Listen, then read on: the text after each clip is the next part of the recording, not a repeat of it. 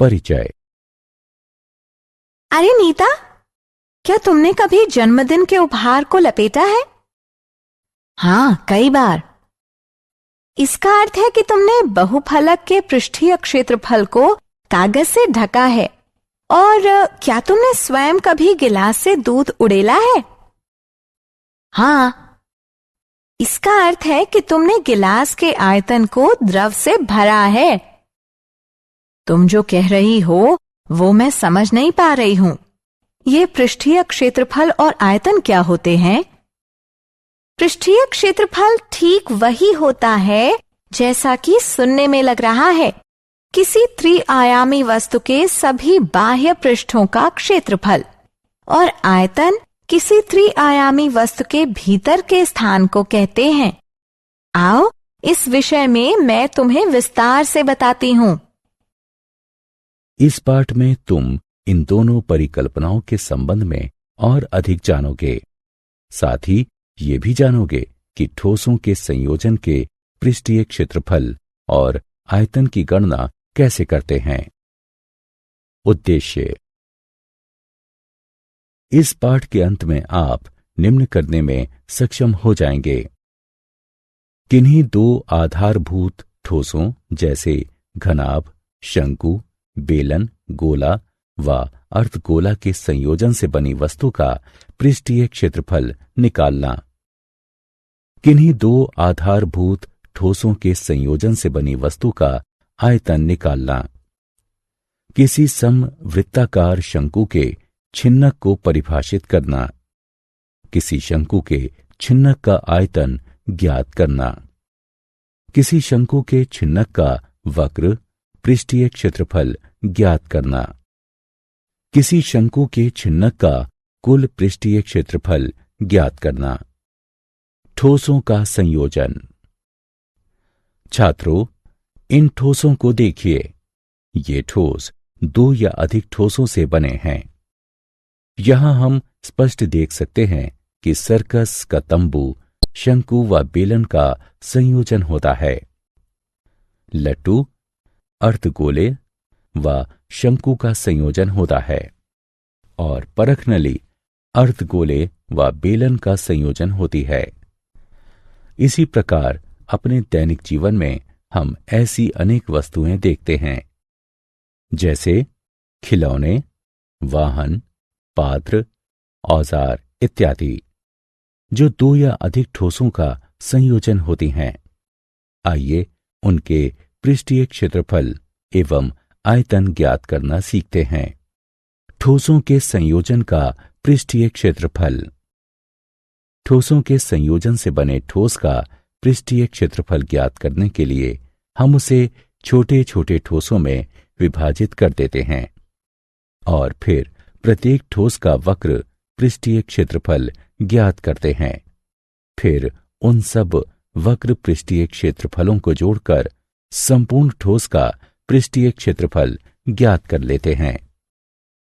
उदाहरणार्थ, इस खिलौने को देखो। यह खिलौना एक शंकु और एक अर्धगोले का संयोजन है।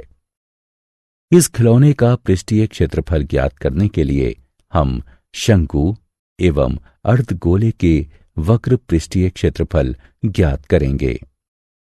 अथवा हम ये भी कह सकते हैं कि किसी खिलौने का कुल पृष्ठीय क्षेत्रफल शंकु के वक्र पृष्ठीय क्षेत्रफल तथा अर्धगोले के वक्र पृष्ठीय क्षेत्रफल के योग के बराबर होगा। ठोसों के संयोजन से बने ठोस का पृष्ठीय क्षेत्रफल ज्ञात करने के लिए आइए कुछ उदाहरणों को हल करते हैं। उदाहरण, एक ठोस खिलौना एक समवृत्ताकार शंकु द्वारा आच्छादित अर्धगोले के रूप में है। यदि शंकु की ऊंचाई 4 सेंटीमीटर एवं आधार का व्यास 6 सेंटीमीटर है तो खिलौने का पृष्ठीय क्षेत्रफल ज्ञात कीजिए। आइए इसे हल करते हैं।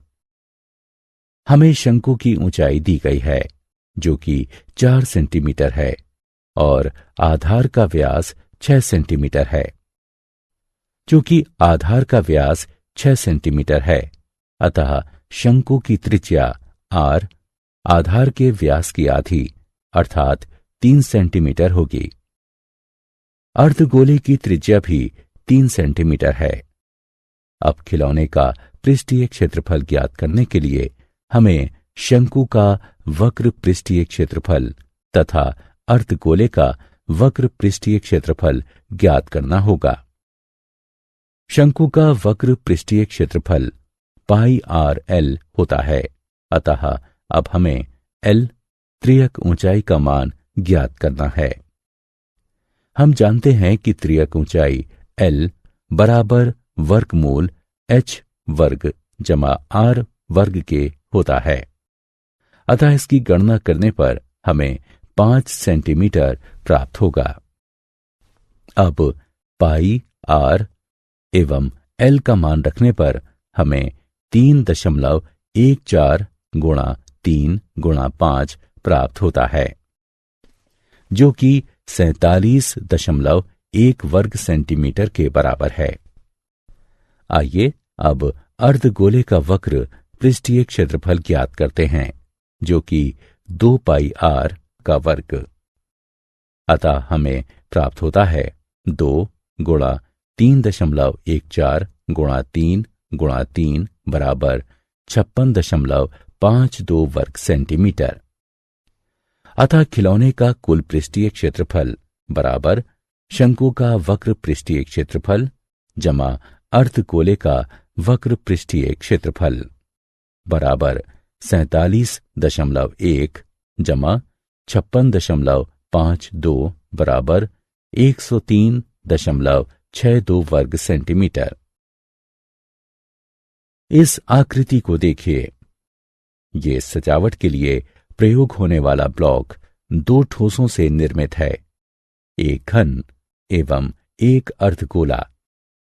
ब्लॉक का आधार 5 सेंटीमीटर कोर वाला एक घन है और उसके ऊपर लगे हुए अर्धगोले का व्यास 4.2 सेंटीमीटर है। ब्लॉक का संपूर्ण पृष्ठीय क्षेत्रफल ज्ञात कीजिए। हल। घन का संपूर्ण पृष्ठीय क्षेत्रफल बराबर 6 गुणा भुजा का वर्ग बराबर 6 गुणा 5 गुणा 5 वर्ग सेंटीमीटर बराबर 150 वर्ग सेंटीमीटर। हम देख सकते हैं कि पृष्ठीय क्षेत्रफल में घन का वह भाग सम्मिलित नहीं किया गया है जिस पर अर्धगोला अध्यारोपित है। अतः घन का संपूर्ण क्षेत्रफल बराबर घन का संपूर्ण पृष्ठीय क्षेत्रफल घटा अर्धगोले के आधार का क्षेत्रफल जमा अर्धगोले का वक्र पृष्ठीय क्षेत्रफल। सभी के मानों को रखकर और उनकी गणना करने पर हमें 163.86 वर्ग सेंटीमीटर प्राप्त होता है। ठोसों के संयोजन का आयतन। जब हम ठोसों के संयोजन पर दृष्टिपात करते हैं तो क्षमता ज्ञात करने की समस्या उत्पन्न होती है। ऐसे किसी ठोस का आयतन ज्ञात करने के लिए हम उसे छोटे छोटे ठोसों में तोड़ लेते हैं और फिर प्रत्येक ठोस का आयतन ज्ञात करते हैं। फिर प्राप्त आयतनों का योग करके संपूर्ण ठोस का आयतन ज्ञात कर लेते हैं। इस आइसक्रीम कोन को देखिए। यह एक शंकु एवं एक अर्धगोले का संयोजन है। इसका आयतन ज्ञात करने के लिए हम शंकु एवं अर्धगोले के आयतन ज्ञात करेंगे और फिर उन आयतनों का योग कर देंगे। या फिर हम इसको ऐसे भी लिख सकते हैं कि किसी आइसक्रीम कोन का आयतन शंकु व अर्धगोले के आयतनों के योग के बराबर होता है। इस संबंध में और अधिक समझने के लिए आइए एक उदाहरण हल करते हैं। उदाहरण। एक लौह स्तंभ लंब वृत्ताकार बेलन व लंब वृत्ताकार शंकु का संयोजन है। बेलन व शंकु दोनों ही के आधार की त्रिज्या 8 सेंटीमीटर है। बेलनाकार भाग 240 सेंटीमीटर ऊंचा है तथा शंक्वाकार भाग 36 सेंटीमीटर ऊंचा है। स्तंभ का भार ज्ञात कीजिए।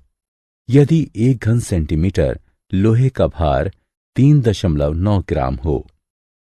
हल, मान लीजिए R बराबर बेलन की त्रिज्या, शंकु की त्रिज्या, H बराबर बेलन की ऊंचाई, H1 बराबर शंकु की ऊंचाई। हम जानते हैं कि स्तंभ का संपूर्ण आयतन बेलन व शंकु के आयतनों के योग के बराबर होता है। अतः संपूर्ण आयतन बराबर पाई आर का वर्ग H जमा 1/3 पाई आर का वर्ग H1 बराबर पाई आर का वर्ग गुणा H जमा 1/3 H1। इसे हल करने से हमें संपूर्ण आयतन प्राप्त हो जाता है, जो कि 50,688 घन सेंटीमीटर है। अब स्तंभ का कुल भार बराबर ठोस का आयतन गुणे भार प्रति घन सेंटीमीटर।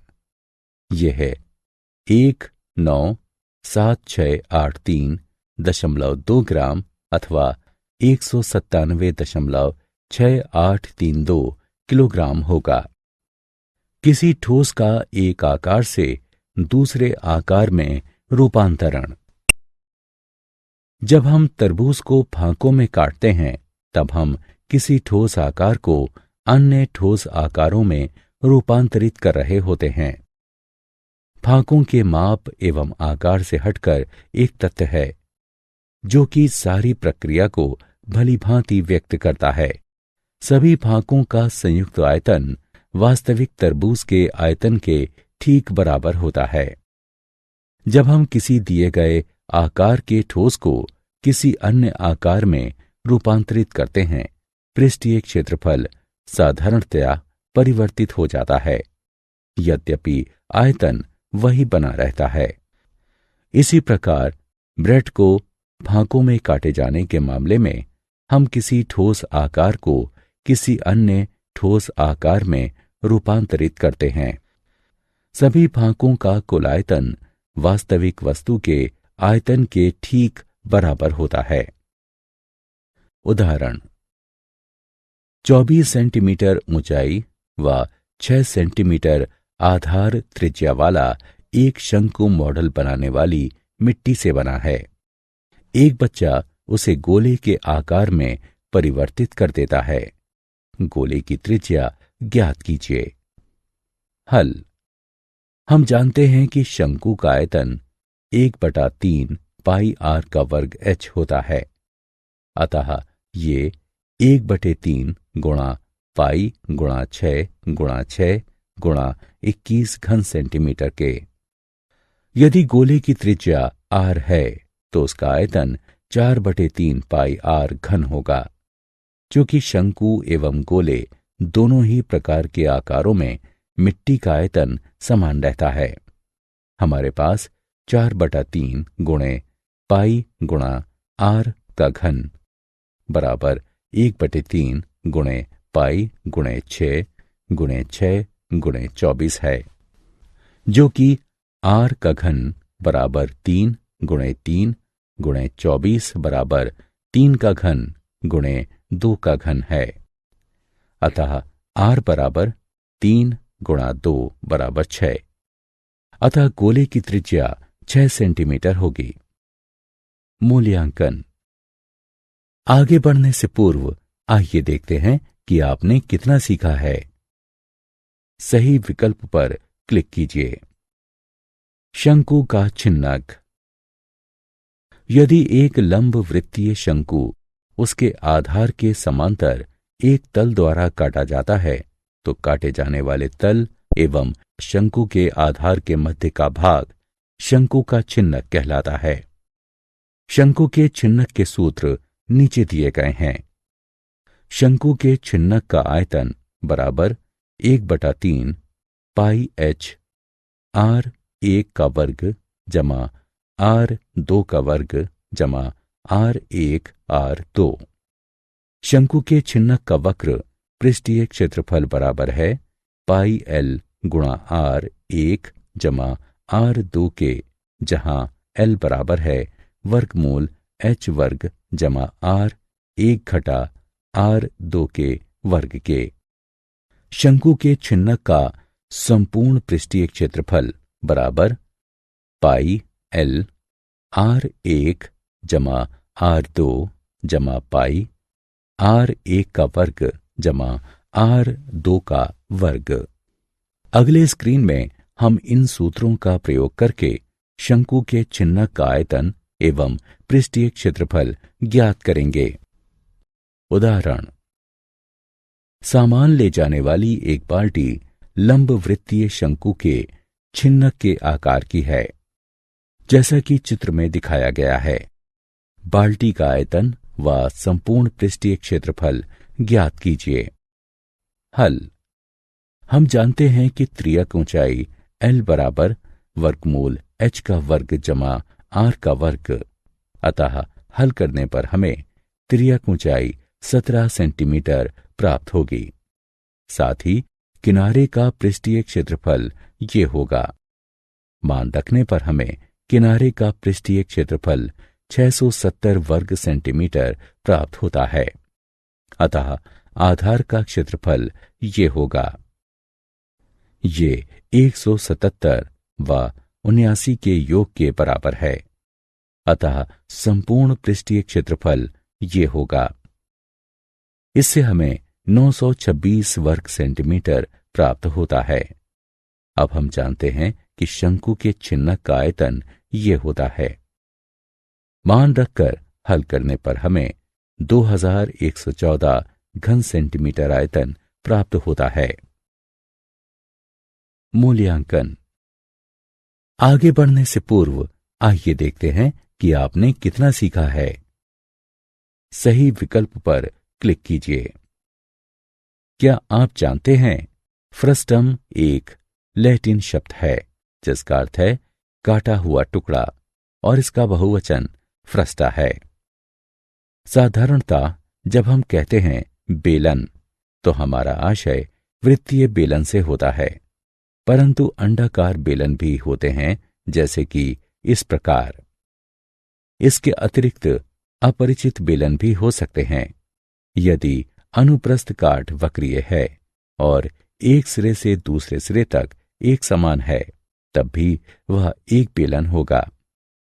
सभी आकारों में आयतन के लिए गोले का पृष्ठीय क्षेत्रफल सबसे कम होता है, या दूसरी तरह से कहें तो इसका स्थिर पृष्ठीय क्षेत्रफल के लिए आयतन सर्वाधिक हो सकता है। सारांश। आइए हमने जो कुछ सीखा है उसे संक्षेप में दोहराएं। ठोसों के संयोजन से निर्मित ठोस का पृष्ठीय क्षेत्रफल ज्ञात करने के लिए हम उसे छोटे छोटे ठोसों में विभाजित कर देते हैं और फिर प्रत्येक ठोस का वक्र पृष्ठीय क्षेत्रफल ज्ञात करते हैं और फिर उन सब वक्र पृष्ठीय क्षेत्रफलों को जोड़कर संपूर्ण ठोस का पृष्ठीय क्षेत्रफल ज्ञात कर लेते हैं।